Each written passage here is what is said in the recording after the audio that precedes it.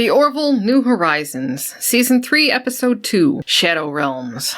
They made it very clear with this episode, the second one in a row. They're leaving most of the comedy behind. This is serious Star Trek now. Yeah, I mean, you get a few quips, like Gordon when he said now entering haunted house. I guess I do like the harder-hitting stories, but yeah, the stories from Season 2, hell, even Season 1, I thought were good as well. I've heard people say, and I think I agree on some level, Season 2 was the right mix. Season 1, it was more potty humor. Yeah.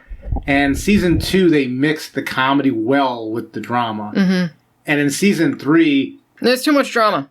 Well... All right, I'm sorry I said that. As I said last week, like, I'm actually okay with this serious take because I miss real Star Trek. But now you have to look at this as a reboot. This is a reboot. The characters are very similar, but the comedy's very nearly gone. There is some there. I'm not saying there's not. There's more in this episode than there was last week. But also, the episode itself, because your mom jump scared a couple of times. This is true. And so, like, yes, there was more comedy than last week, but there was some spooky stuff in here, too. I wish they would bring back a little more comedy. I'm more of a jokey person, and I really wish there was a little bit... I loved Season 2. But anyways, let me... If we had real Star Trek on the air now, new Star Trek, proper Star Trek, I might be on your side more on this. Yeah. But because there's not real Star Trek on the air right now, and if the Orville's going to crank out real Star Trek, I'll go with it. But it would be nice if we could have real Star Trek and then comedic Star Trek. CBS doesn't want to make real Star Trek, so it's up to the Orville to do it. Yeah.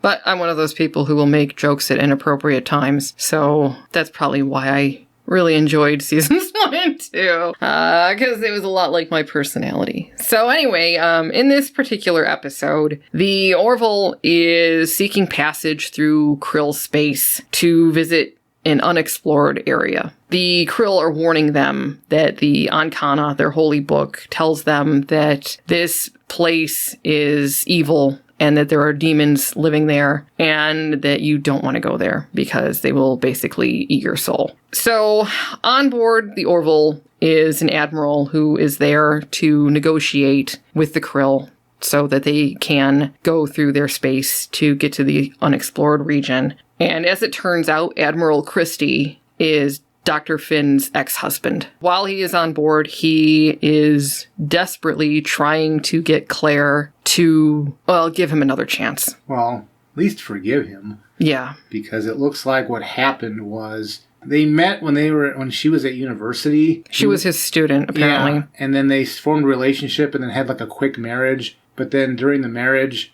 The relationship was better while she was a student and he was a professor. Yep. Because once she graduated and she was trying to form her own career, that conflicted with the way that he had envisioned things working and how they had been working while she was in school. Like Claire said, he wanted somebody at home who would have dinner on the table and be warm in his bed. Apparently, when she told him that that wasn't going to work for her, he ended the marriage. She said he walked away. Yeah. And so I think that's the big part of what Claire wasn't forgiving. It's not that it didn't work out, but like he just walked away. Yeah. And so this is going on. And honestly, for me, the main part of the story, this was the story, Claire's relationship with her ex-husband. Because everything else that went on around it, the exploration of this new territory and what happened there, that was just a conduit for talking about Claire and Admiral Christie's relationship.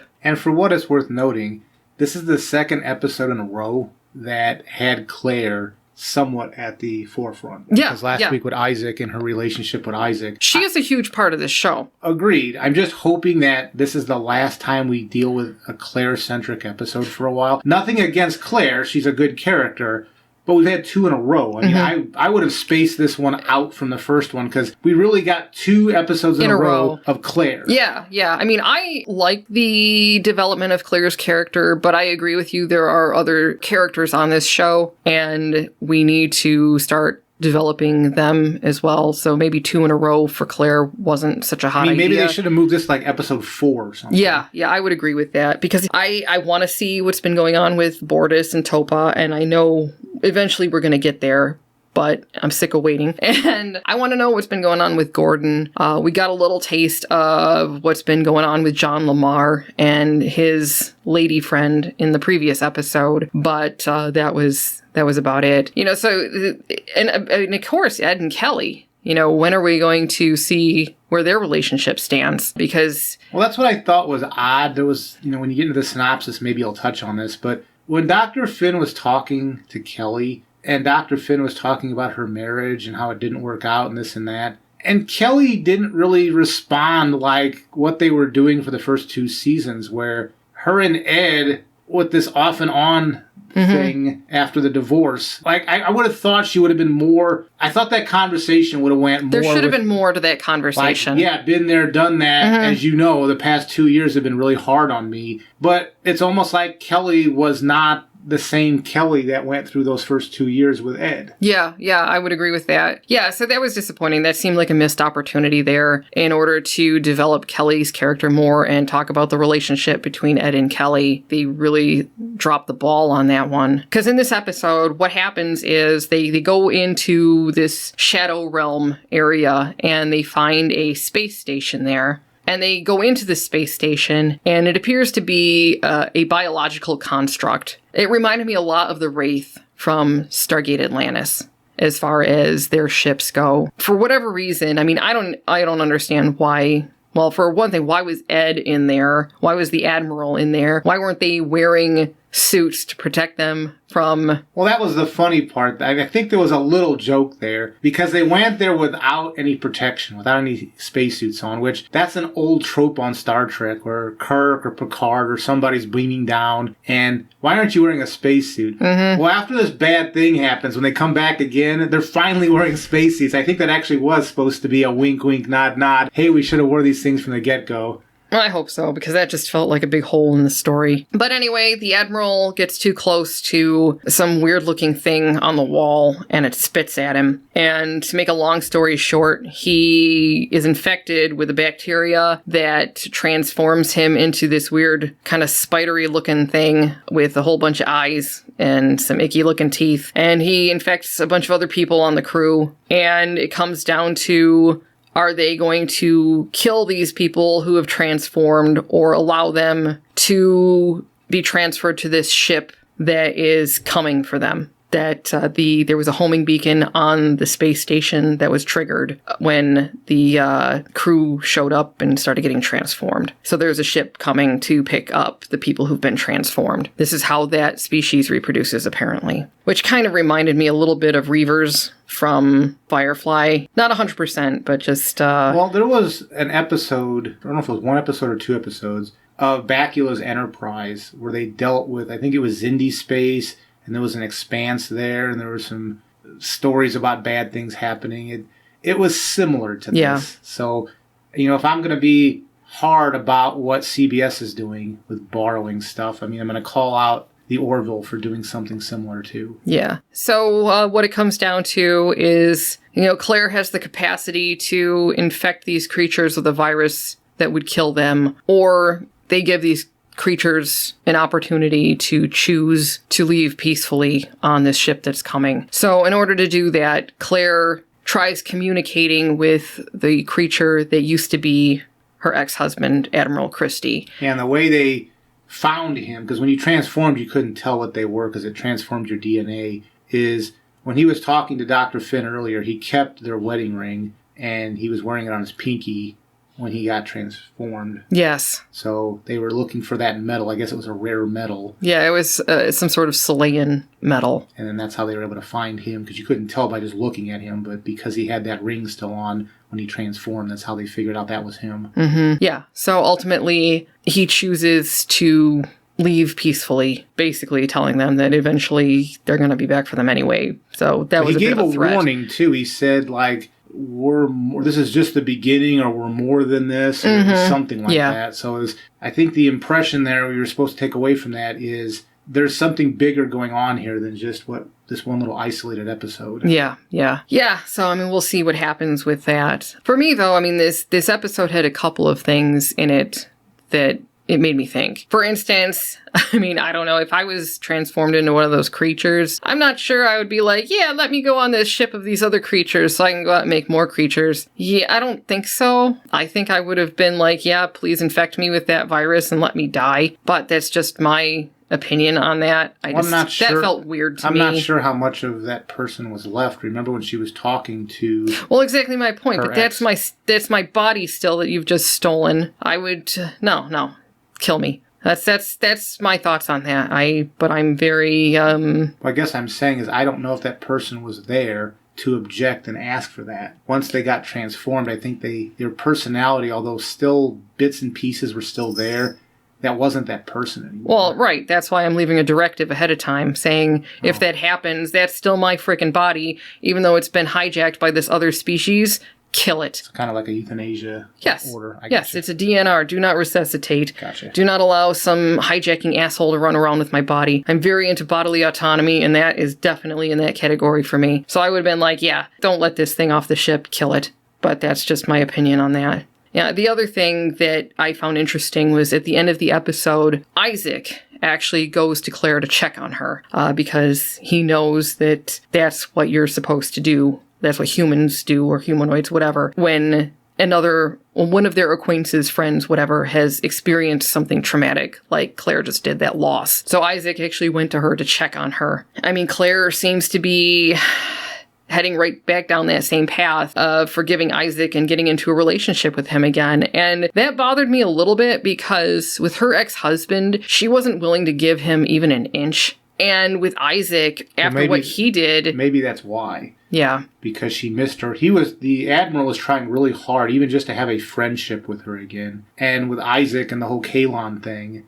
and Claire having a difficult time, like, forgiving that whole thing, maybe this was her opportunity to say, I missed that opportunity with my ex to even have a friendship again. I'm not going to mess that up here. Because I didn't see that they were getting back into like some sort of romantic relationship. I just thought that Claire, he was sitting down there and she was willing to talk to him as a friend. Yeah, but I mean, that's like the first step toward getting back into that kind of thing. Maybe. I just didn't take it that way. I just took it as she's willing to actually sit at a table with him and talk to him as a friend again. Yeah. Because she missed the opportunity with her ex-husband. That's my interpretation. We'll find out if I'm right or not. Yeah. So, I mean, we'll see. Because I wish she would have said something to Isaac, like, she regrets how she behaved toward her ex, and now he's dead, and she won't have the opportunity to, allow him to be forgiven, whatever. That bothered me a bit. I wish she would have said something like that she regretted that now he's not going to have the opportunity to redeem himself. I mean, that bothered me. It just did.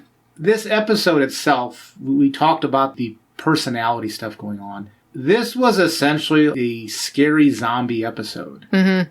And they did it really well. Because every Halloween, you and I, we have a list of old TV shows that we watch. And we added Firestorm from the first season of the Orville as one of our Halloween watches that we do. It's the week leading up to Halloween. So we have a lot of shows that we do this with. I think this episode we're going to add to that list. Because this was a scary zombie story. And they pulled it off really well. I mean, for a genre of science fiction doing zombies, they did it well. And there have been comparisons that this is essentially just taking a riff off of, the Alien franchise with these things. I mean, maybe, because these things are like super agile. Yeah, there was some dodgy special effects when Tala was fighting with one of them. And that's too bad, because that's like the first time we got to see Tala in a physical altercation. Mm-hmm. And the physics were way off on their whatever simulation they were doing. I mean, it was some really bad It didn't look good, yeah. Well, I mean, I complain about the first Harry Potter film from 2001, that the CGI is a bit dodgy with that. But it was 2001. This should have looked better than that. Because this is 2022. It's been 21 years since that. I don't know. I don't understand. Because when they had fighting with Alara, it didn't look like this. That was with stunt people. Yeah. Well, they should have done that then, because this didn't look good. Because I rewatched Firestorm, and I rewatched the two fighting scenes with Alara, because she was fighting that evil clown in the cargo bay, and then Isaac later. And yes, this was all in a holodeck simulation, but there was still a physical altercation. Yeah. And it felt like there was weight behind when they were throwing each other around and stuff. That was done in a better way than the Tala scene, because I think she also might have been in a cargo bay too. But it was just some dodgy CGI. She picked up one of these creatures and like threw it down, and it just the physics. She punched one, and she didn't even move. I mean, she just punched the thing into a wall. I mean, it looked bad. It looked really bad. It would have been better to have. Normally, I'm not in favor of shaky cam. But if you're going to do that, maybe you should just have some shaky cam. Yeah, just my biggest complaint about this episode. Which is too bad because the special effects in the rest of the episode were really well done. Yeah, well, I mean, and again, like I've said before, I'm the type of person who can watch 1970s era Doctor Who with bubble wrap painted green, and that's your skin on your alien, and I'm fine with that. You know, it is what it is. However, I guess I just expected more from this because of the history of how good it had looked. What's the expectation? When it was Allura. If all you're getting is bubble wrap green skin, so you've trained your mind to say that's what they're going to give me, you can accept that and use your imagination and go on from there. Yeah. When you have, in the scene before, or maybe a few scenes before, some cutting-edge visual effects with the exterior of the ship. Yes. And then you jump to something like this. Like, what the hell was this? You're like, no, you just gave me like cutting-edge 2022 Starship CGI, and then you give me something that looks like it's from the early 2000s computer-generated effects for a fight scene. Like, my expectations were way off on that. Yeah, exactly. So, I mean, that's my biggest complaint about that. So, I mean, if that's my biggest complaint, then the only reason I mentioned it was because, you know, I'm not going to sit here and pretend like it was perfect, because it wasn't. If something wasn't right, I'm going to say so. But again, if that's my biggest complaint about it, my God, this is so much better than so much other stuff out there. One other complaint I will make. Now, I did enjoy this episode, so this is not to take away from a positive review. But I felt in the second half of this, there was a lot of filler. I think this episode could have been 10 or 15 minutes shorter and told a much tighter story. Yeah, I would agree with that, too. Because people are saying, or at least I've read, that Seth MacFarlane is happy to be with Hulu because he's not kept to time constraints and things like that anymore. He can do more what he wants with the show. However, I think in this instance, maybe having somebody look over it as an editor, like a last pair of eyes. Well, I think Brandon Braga wrote this episode. Is that who we should be looking at here? Well, somebody didn't bother to edit that down. Yeah. So it's not that I'm saying what was put in there was bad. I'm just saying that I'm admitting that, like, that second half of the episode, I thought they were dragging stuff out longer than it needed to happen. They could have made a shorter episode and still told a pretty good story. Yeah. So it took away from the review, as far as I'm concerned. It lowered the positive review I would have given this. Instead of it being a high number, it's going to be a mediocre number, just because the pacing in the second half was there was filler in there. Let's just admit it. Yeah, there was. Yeah, I mean, again, I'll just go back to, this was clearly a Claire episode, a Claire development episode. Second one in a row. And I wish that they had done it a little bit better. Because I'll admit, I've got exes from like 25 years ago or however long it was that Claire and the Admiral had been married. And yeah, I mean, I don't know, maybe I'm just, I hate to say this, a nicer person than Claire, or more forgiving. I don't know. But I mean, if those people showed up and wanted to make amends for what they had done, I guess I'd give them more of a hearing than she did to her ex-husband. I mean, the ethics of a professor dating a student is iffy anyway, but when one goes beyond that, and I realize that's asking a lot, I don't understand, like, what he did that was so bad. It's not like he, from a relationship point of view, like, cheated on her. He wasn't abusive. Yeah, abusive. I mean, he just walked away, which, by the way, is bad. I'm not saying that's something that should be taken lightly, but it's not like he did one of those unforgivable things that you're like, I don't know. Yeah. I mean, that person did some cannibalism. I don't think I can move beyond that. I mean, he didn't do anything like that. No, it's not like she found out he was, like, interested in, you know, much younger people, if you know what I mean, or, you know, he wasn't some sort of, like, serial killer who was being all nicey nice at home and like out there chopping off heads when she wasn't looking. I mean, seriously, what the hell? But then I as I said, I had some problems with the way Claire approached her ex-husband trying to say he was sorry. Now, I give credit that they left him transformed permanently. Like, there's no way to reverse it. Well, at this point in time. well, it transformed his DNA. I mean, unless they don't have transporters like Star Trek to grab his old DNA to transform him back, so I don't know how you're going to reverse that. It's science fiction. Who knows where they're going to end up and what colony might have some sort of weird cure that they'd be able to use. But what I am going to say I feel badly about is his character. I wish that he could have been a regular. Yeah, me too. He had a good character. He was a very relaxed character. That would have been a great addition to the Orville universe, that Admiral, because he was a good character. We only knew him for one episode, and I wish that the Orville would have kept him because he was a good character. Yeah. I completely agree. So yeah, this episode, for me, it was a mixed bag. I mean, I didn't hate it or anything. I enjoyed last week's better. And it made me think about a lot of things, especially since, Lord knows, I've got a line of people who might show up at my doorstep someday, but probably not, because they'd probably be afraid I'd pop them one in the mouth. Even compared to what Strange New Worlds, Star Trek Strange New Worlds did with that Ursula Le Guin episode that they ripped off, their transformation of her short story didn't compare to the thought-provoking nature of this Orville episode. Their transformation. Like, the original Ursula Le Guin story, that definitely made me think. I mean, again, that was only 4 pages long, and it made me think quite a bit. But when you compare the Strange New Worlds transformation of her story into an episode, what they did to it didn't make me think as much as this Orville episode did, if that makes sense. I think it does. I didn't think as hard about this as you did, I suppose, but the relationship ends of this episode, traditionally through the Orville, I don't enjoy the interrelationship stuff as much as I think you do. I enjoyed this episode because the action in it was well done. The bridge, you got to see a lot of their new bridge, especially in the lower lighting, and it looked cool. That's the type of things that I think got me hooked on this episode. I might be more open to the relationship stuff. As I said, if this wasn't the second episode in a row about Claire, then maybe I would be. It kind of reminds me of, I enjoyed with the restarted Doctor Who, I enjoyed Rose. Then when you got way too much Rose, I stopped enjoying Rose.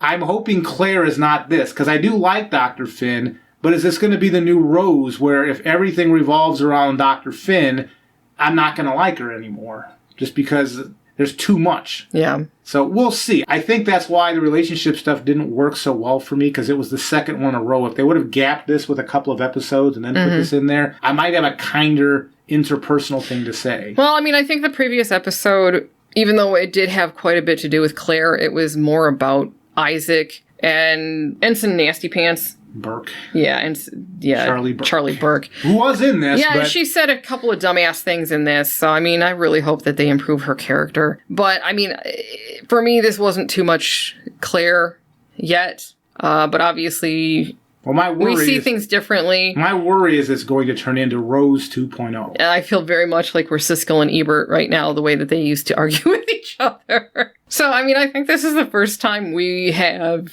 had this much of a disagreement about an episode, which I find interesting, and we will see where that goes from here on out. But I think we're both recommending it. Oh yeah, definitely. I think there are different reasons. So I mean, that must say something. Yeah. So like last week's, I've had a 10-point scale.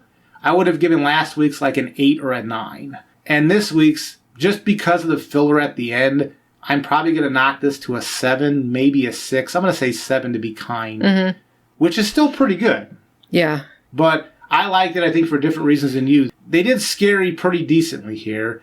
And even though it had dodgy CGI, seeing Tala actually showing off her abilities a bit, her high-gravity fighting skills, which I always thought was interesting, because if you go back to Gene Roddenberry's Andromeda with Kevin Sorbo, like, that's the whole reason he could stand up to the Nietzscheans, is because he grew up on a high-gravity planet just like Tala. Yeah. So they had a little superhero scene-ish thing, a superhero fight in the Orville with Tala. I just wish the CGI would have been done better. Otherwise, that would have been a really cool scene. Yep. So I would recommend the atmosphere. They got the horror part right, and you got to see a little superhero scene.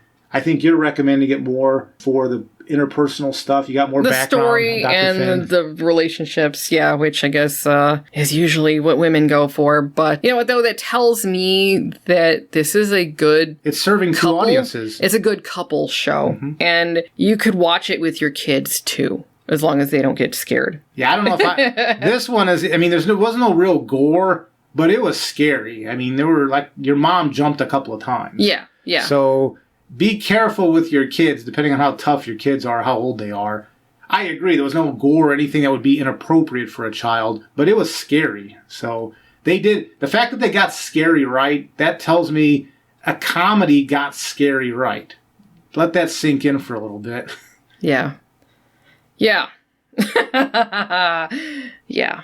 So anyway, if you like what we're doing and you're not subscribed, please subscribe. We need to hit 1,000 subscribers in order to get monetized, and we are not near that yet. We've been growing in bursts. Well, we've got the watch hours. We have all the watch hours we need in order to get easily have the watch monetized, but unfortunately, we don't have nearly as many subscribers as I would have hoped at this point in time. So it's an easy thing. Just hit the subscribe button and that'll help us get closer to that goal of getting monetized. And once we do, that will allow us to actually bring more content and better content, because we'll be able to afford things like better microphones, better software, and even be able to dedicate more time to the channel. We can branch out and do more franchises. Yeah. Because, right now we're pretty limited with Star Trek and the Orville, which we're trying to get some Star Wars in there too. We're getting a little bit of Kenobi. And Doctor Who, once that actually starts again, not this onesie-twosie. Well, you still owe several of our subscribers a take on those 2 specials that they've done. So we still do have to do that. Yes, I do need to do that.